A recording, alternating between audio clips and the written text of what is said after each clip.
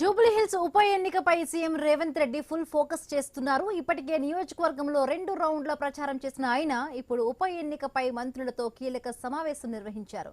ప్రచార సరళిపై సీఎం సమీక్ష చేశారు. ప్రచారం గెలుపు వ్యూహాలపై మంత్రులతో చర్చించారు. ఇప్పటికే కాలనీలు బస్తీల్లో మంత్రులు జోరుగా ప్రచారం చేస్తున్నారు. ప్రచారం క్లైమాక్స్ కు చేరుతున్న నేపథ్యంలో ముఖ్యమంత్రి సమీక్ష కీలకంగా మారుతోంది. రైట్, మరిన్ని పూర్తి అప్డేట్స్ మా కరెస్పాండెంట్ ఏవే స్వామి అందిస్తారు. స్వామి,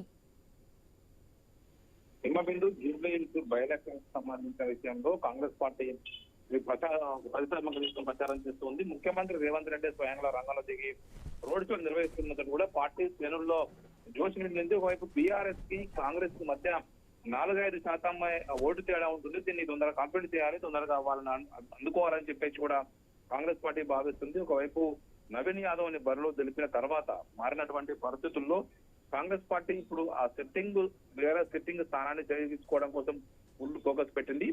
ముఖ్యమంత్రి రేవంత్ రెడ్డి నివాసంలో పార్టీకి సంబంధించిన కీలక నేతలందరినీ కూడా పిలిచి ప్రచార సరళి పైన ఆరా తీశారు. ఇందుకు సంబంధించి మంత్రులతో పాటు కీలక నేతలంతా కూడా ఈ సమావేశానికి హాజరయ్యారు. బస్తీల్లో అదేవిధంగా మిగతా వివిధ కాలనీల్లో ఏ విధంగా ప్రచారం నిర్వహించాలి, మనం ఏ విధంగా ఓటర్లను తమ వైపు ఆకర్షించుకునే విధంగా ఏ విధంగా పనిచేయాలని చెప్పేసి పార్టీ నేతలకు సీఎం రేవంత్ రెడ్డి దిశానిర్దేశం చేశారు. వైపు బీజేపీ, మరోవైపు బీఆర్ఎస్ రెండింటికి ప్రత్యామ్నాయంగా బలమైనటువంటి ప్రచారం నిర్వహించి ఓటర్లను తమ వైపు మలుపుకునే విధంగా పార్టీ నేతలకైతే పూర్తి అయితే దిశానిర్దేశం చేశారు.